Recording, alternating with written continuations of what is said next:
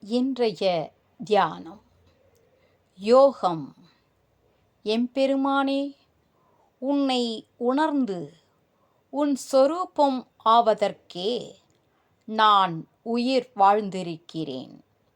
அரசாங்கத்தின் பிரதிநிதியாய் இருந்து ஆணை செலுத்துபவனே அதிகாரி எனப்படுகிறான். தன்னை கடவுளின் பிரதிநிதி ஆக்குபவனே யோகி ஆகிறான்.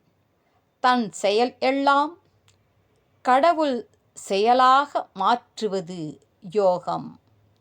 கருவி கரணங்களை அடக்கி ஆளுதலும் யோகம்.